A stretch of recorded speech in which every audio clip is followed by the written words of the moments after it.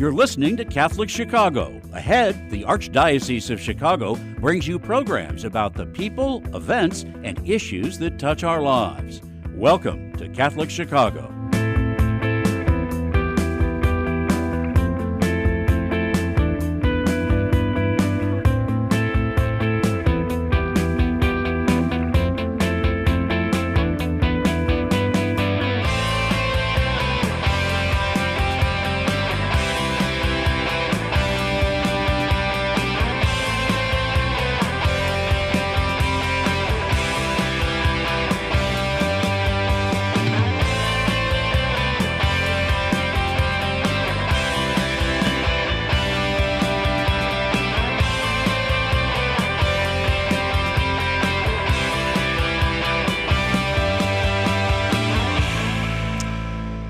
Hello everyone, welcome to Catholic Chicago. We are streaming on your YouTube channel, Catholic Chicago, and you can always listen to our programs on 7:50 a.m. WNDZ weekdays from 8 to 9 a.m.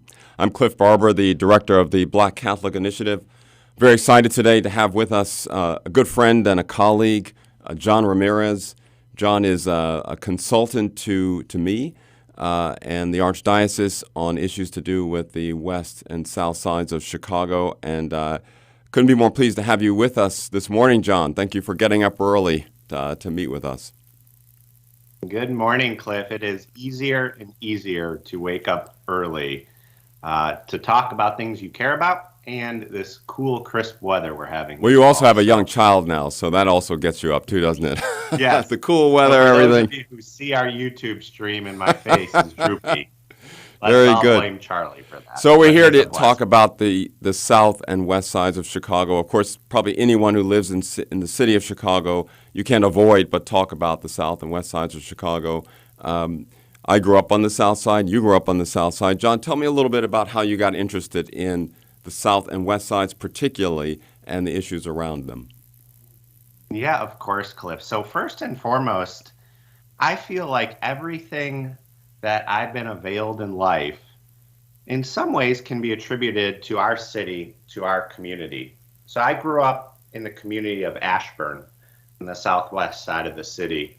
My parish growing up was St. Denis, and it turns out that St. Denis was one of those parishes for which there were many that were built upon that first wave of first-generation immigrants all across the south and west sides of Chicago. In my instance, it was Irish and Polish, German immigrants on that southwest side of the city. And my grandfather helped to build that parish. He was one of the initial founders and also contributors. And I heard a story recently that he used to wear proudly the blazer they gave him for contributing so much to that church all the time on the weekends, just so proud of what he built. Mm-hmm. And then that trickled down to my parents. Both my parents worked for the city of Chicago, and they have this somewhat archaic but maybe good rule that if you work for the city, you have to live in the city. My mother taught at CPS. My father worked in the water department as a plumbing inspector. And I think one thing that's just clear, without the basic economic security that those jobs provided, I would have not have been privileged to have been raised in the way I was raised. So that box checked. Similarly, if you think of my father's path in particular, there was a time in his life when it could have went one of two ways. It could have easily went the familiar path we hear about, particularly in the Latino Hispanic community, as well as the Black community, of gang life. He tells stories of having to go away on the weekends to be safe and protected from the gang recruitment. And this was back in the 60s and 70s, a time that we all think of as being significantly less dangerous than maybe the time in we live now.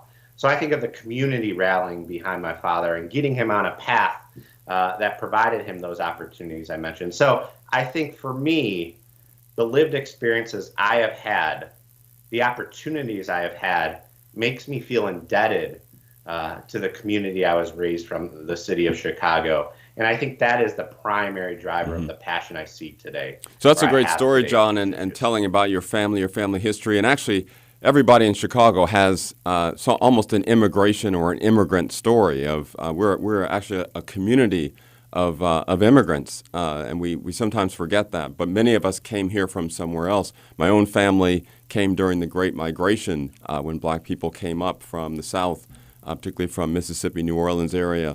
And so our story is one that developed from that. But we know that our city is one that is communities, it's neighborhoods. It's 77 neighborhoods, my understanding.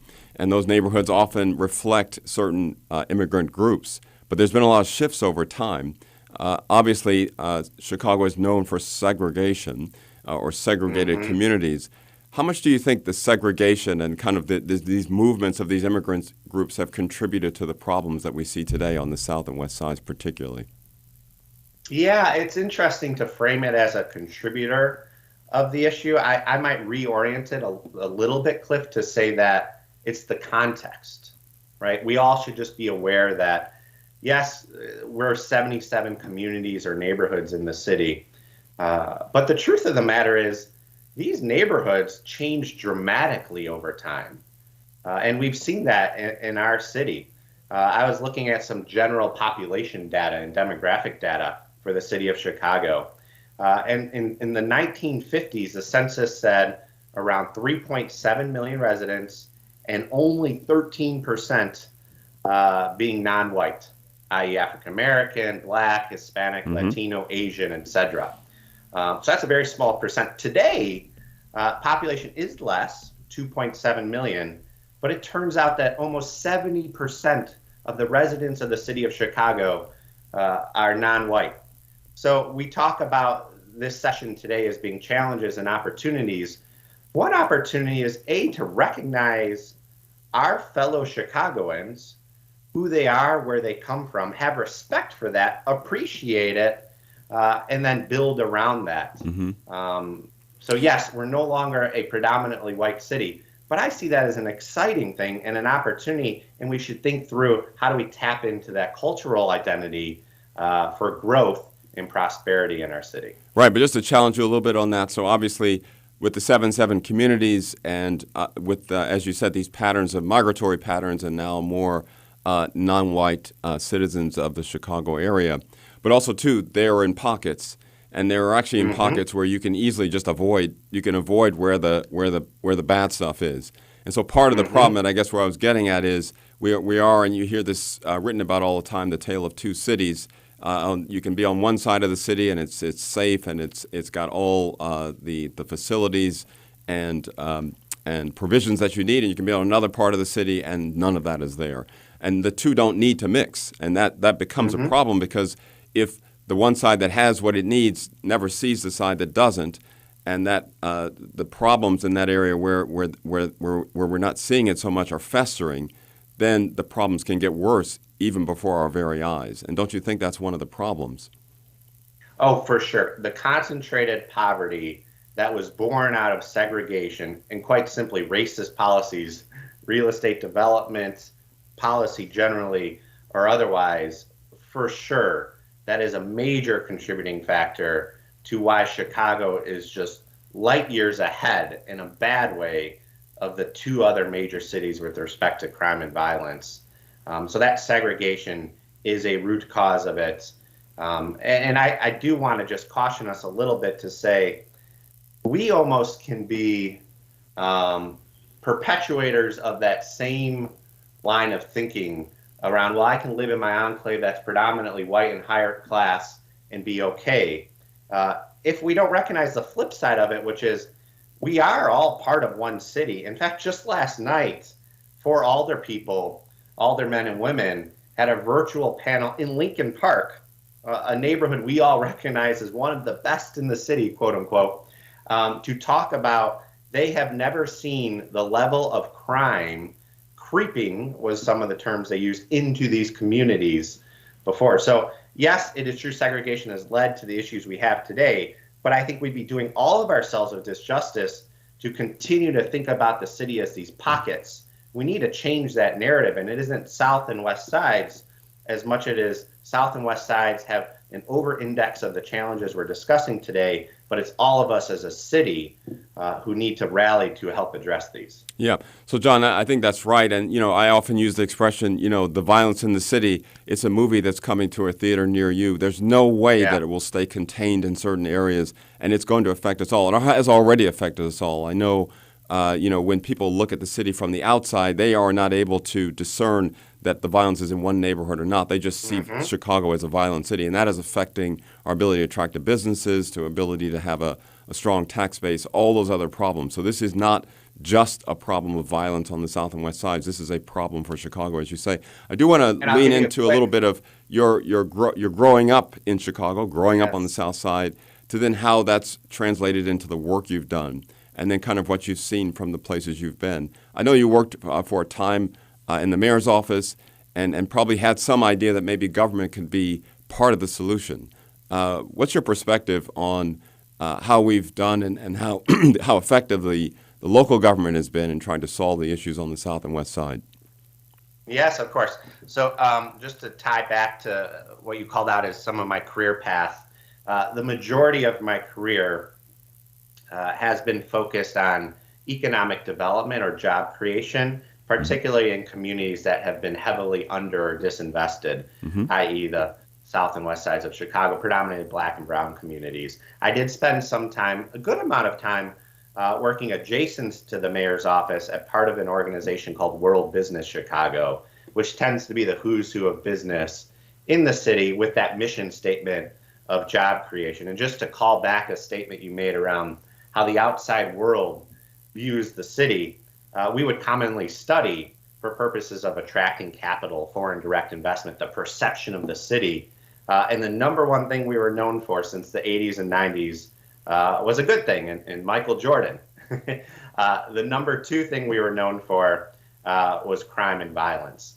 And really that legacy started with Al Capone in the history of gangs at that point in time, but it's only snowballed over then. So the first foray I really had at helping to address these issues was trying to create jobs for community members on the south and west sides. And I did that at an organization that was what was known as a public-private partnership. So it was chaired by the mayor of the city of Chicago, and it was co-chaired by these business leaders, the CEOs of the business. And at that point in time, call it about 10 years ago, I actually think those public-private partnerships were an extremely effective vehicle for this type of change. Because at the end of the day, an employer, if it's not government, is business.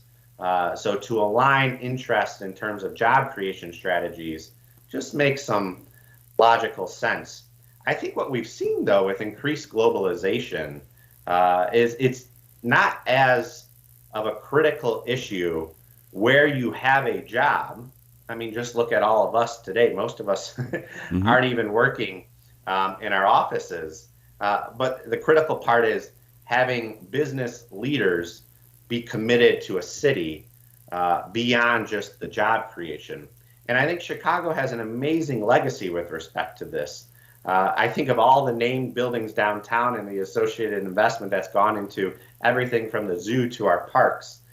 It's incredible. But I will say over the last 5 to 10 years, I feel like that vehicle, the business and government communities working together, has been slightly depressed. And I liken that, to the economic hardship we faced with the pandemic.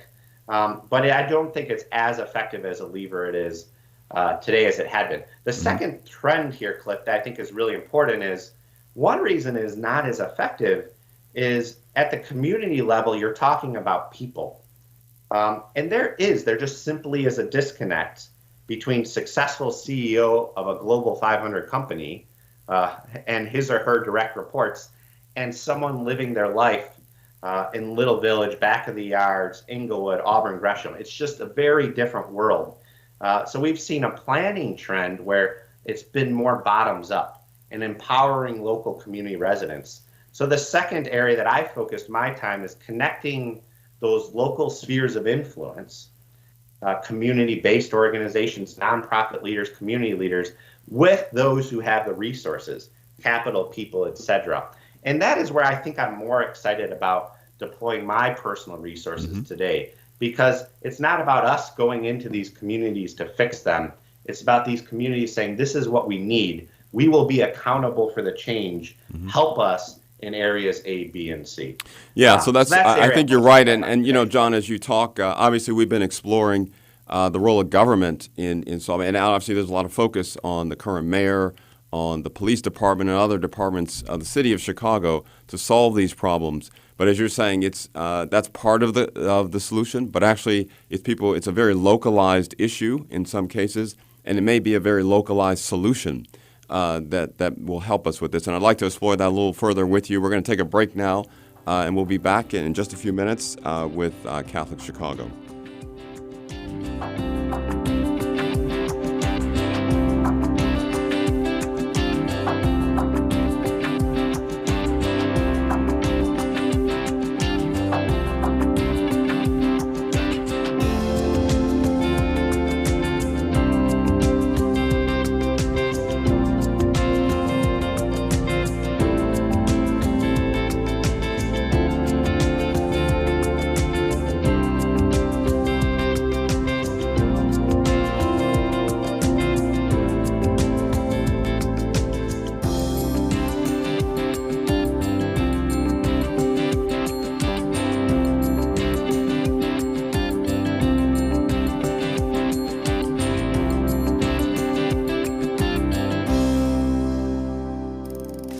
Have an old bicycle that's not being used? Consider donating it to Catholic Charities Veterans Bike Project of Lake County. Skilled volunteers are refurbishing bicycles to make them safe and ready to be used by veterans to get to and from their new places of work. We also gratefully accept financial contributions that are used to purchase bike helmets and other safety accessories. Our veterans have faithfully served the United States, and now it is our privilege to serve them. For more information on the Veterans Bike Project of Lake County, call 847-782-4219. That's 847-782-4219.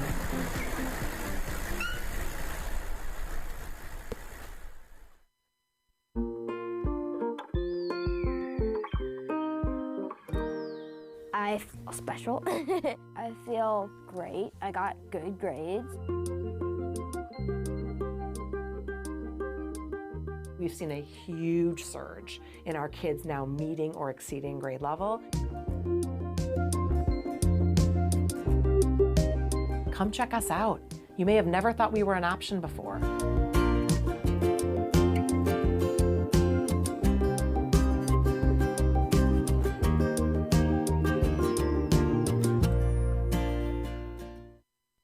In recent weeks, many people have reached out to Catholic Charities to ask what we are doing to help our Afghan brothers and sisters. They also ask how they can join us in our work. Current estimates suggest that 50,000 refugees are headed to our shores in the coming weeks. Based on a decade of experience in refugee resettlement, we predict that it will cost $50,000 to resettle a family of 4 for 6 months. This includes housing, food, clothing, and other urgent needs as they establish new lives in Chicago. As Jesus tells us, "Whatsoever you do for the least of my people, that you do unto me." Please assist us as we welcome the first 10 families. Visit CatholicCharities.net to donate to our special refugee resettlement appeal, or call 312-948-6087.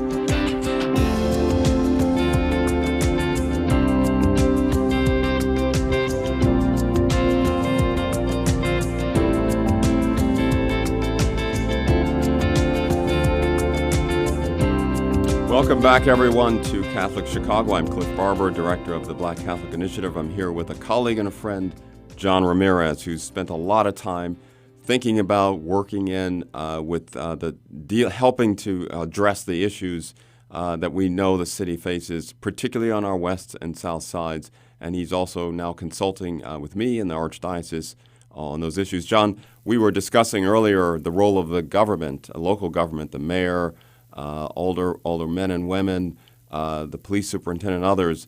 And you're working with the mayor's office and what you saw from that perspective. But, just this weekend, and it seems it's every single weekend, there were 22 people shot. There were 4 people who were shot fatally in that. And that seems to be a drumbeat every single weekend. So we know we've been referring to the problem.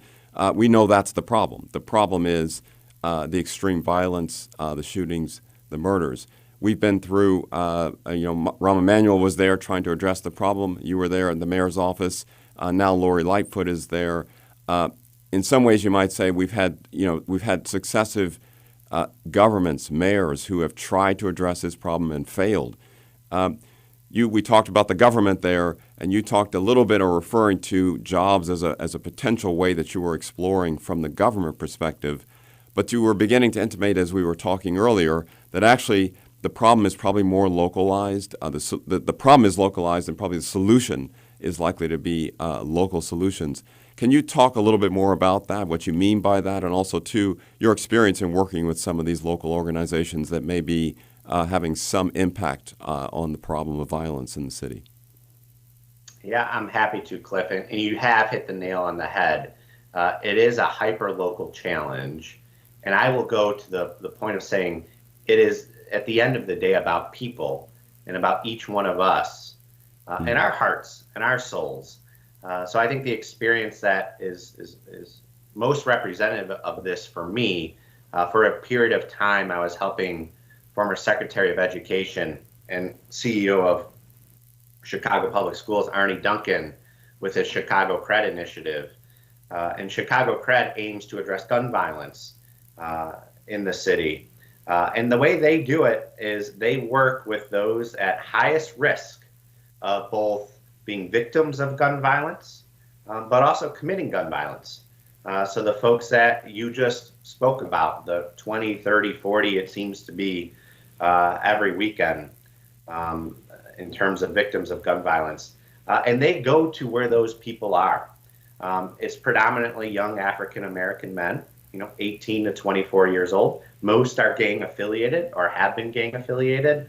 And quite frankly, almost all are unemployed within the traditional market that you and I know.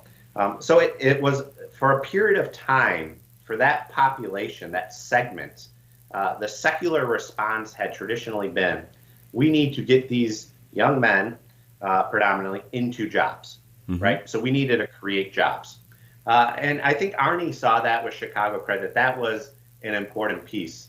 But what he realized fairly quickly is it's not just an economic problem. You could have the best job in the world, but these individuals have experienced levels of trauma, Cliff, that quite frankly, you or I can't even imagine. We were talking about my 9-month-old at the start of the show. I would venture to say that most of these young men, as 9-month-olds, had either seen domestic violence or been victims of domestic violence. And I think of the worlds we try to create for our children. I get upset if Charlie, my son's crying in the crib because he doesn't have his pacifier, right? So you compare and contrast that to the trauma that these young men faced. And it's just no question the amount of resources we need to invest in them to help them is just orders of magnitude greater than what we are today. So it's not just the job, it's the counseling and the coaching to address the trauma I just described. And then on the front end, Cliff, it's about truly coming to where people are. So in Renew My Church and Building a New Reality, a common phrase I've seen is radical hospitality and soft entry points. For these individuals, that literally might translate as outreach worker who is a former member of the same gang these people were in, having lunch with them to ask them, what can I do for you this weekend so that you don't go and shoot someone who's created ill will for you. That is an example of radical hospitality that's, I think, hard for most of us to imagine, but truly, I think, what is needed in the world today. Because at the end of the day, it is about people. People have suffered incredible trauma and people who need tremendous support to change their lives. So let me ask you, John, I think that's a great point that you make there. So you worked with Arnie Duncan at CRED. Would you say that that's a program that's effective? I think so, and I would say that it's an evolving program, right? I mentioned before, at one point, Arnie will say, I thought it was simple as a paycheck, a $15 an hour paycheck, right, which at that time, 5-10 years ago, would have outpaced what they could have made on the streets selling drugs without the risk of being sent to jail or being shot. But today, I think I would describe Chicago CRED as a social service organization predominantly providing coaching and counseling. So these are complicated issues, but I think the CRED evolution is sort of mapping and leading the way that you're seeing in terms of all of these violence prevention programs, that it is about the people and it's about their hearts and it's about providing them healing resources. So I do think it is. I think it's a changing, evolving situation, but it is one that would be a shining star today. Yeah, and so if you look at CRED, would your assessment be, having worked at the government level and then working at the local level with something like CRED, would your assessment be that if we could expand those in terms of funding and resources, that would make a meaningful dent in the drumbeat of violence that we see in the city? Cliff, I think it could eradicate it, right? So the resources that are being deployed for violence prevention in the city is more than what it was 5 years ago, but it's tiny. It is a very, very small amount of resources. And Chicago CRED studied with all of the other violence prevention organizations, just what would it take? The number they came up with was $150 million a year. And that would have been deployed in approximately 5,000 to 10,000 individuals. So the population of the city of Chicago is 3 million people about. We're talking about 5,000 to 10,000 people who have suffered the degree of trauma that allows them, enables them, creates the conditions for them to just commit horrible acts of violence. So the number of people is quite small. And actually the investment required $150 million per year, Cliff. The city of Chicago budget is $12 billion. If you do the math, you're talking about percentage points. And I think philanthropic sources have recognized this and they rallied behind it, but they need to see this all in investment. One other data point just on the resource piece, the South and West Sides, you could describe them as being extremely uninvested communities, not too dissimilar from what you see in post-war countries. So one other number I'll just throw out for you as a thought starter. After World War II, the Marshall Plan was enacted. That was a $15 billion commitment by the United States to Europe, not even our own country, not only our own community members. At that time, that represented 5% of the United States economy. Today, if we just thought of the city and a 5% commitment to the communities that are probably worse off than post-World War II European countries, that 5% commitment would be about $35 billion on a $700 billion economy. Wow. So if I'm telling you the need is $150 million and a 5% commitment is $35 billion, we're just orders of magnitude off. Right. Terms of the But in order to get that kind of, obviously to get resources like that, you do need to make this, you need everyone to wake up and realize the urgency of this. And I do want to ask you, just as we're closing here, there have been some, when COVID came about, it was a health crisis, of course, that turned into an epidemic and a pandemic. And we had daily briefings about it, and everybody at the federal level, the state level, local level came together. Many people are saying that this is an equivalent. In fact, the governor has called it a public health crisis. Many people have called for something akin to a state of emergency to help focus on this problem because it is that bad, it's that intractable. What do you think about those calls and thinking about how we raise the awareness of this? The urgency should not be higher for any one of us that lives in or around the city of Chicago. Crime is creeping across all of the region, that's for sure. But these are people. These are our fellow citizens. These are our fellow Catholics, fellow Christians. And we should feel it in our hearts to help them. So the urgency should be there. The challenge we have at an organizational level is what I would describe as local community-based capacity. And I really do believe, Cliff, this is a role for us as the Archdiocese. We've stabilized the footing, if you will, in terms of the capacity we can deploy at the community level. Now I think it's about transitioning that capacity and putting it front and center in what may be the greatest community challenge of our generation. There's no excuse for not having the urgency, but it's upon us to provide the local capacity and leadership to deploy those resources and in parallel attract those resources to the level that would be more commensurate with the issue. Yeah, well, I think, John, that sums it up really, really well. We have to end it there. It's been a great conversation. I'll have you back because there's more to discuss. But thank you very much for your wonderful insights into what's going on in Chicago. And thank you all for joining us today on Catholic Chicago. Remember, you can catch our original Catholic programming every day on WNDZ 750 AM from 8 until 9 a.m. And we are streaming whenever you like on our YouTube channel, Catholic Chicago. Nice to be with you all.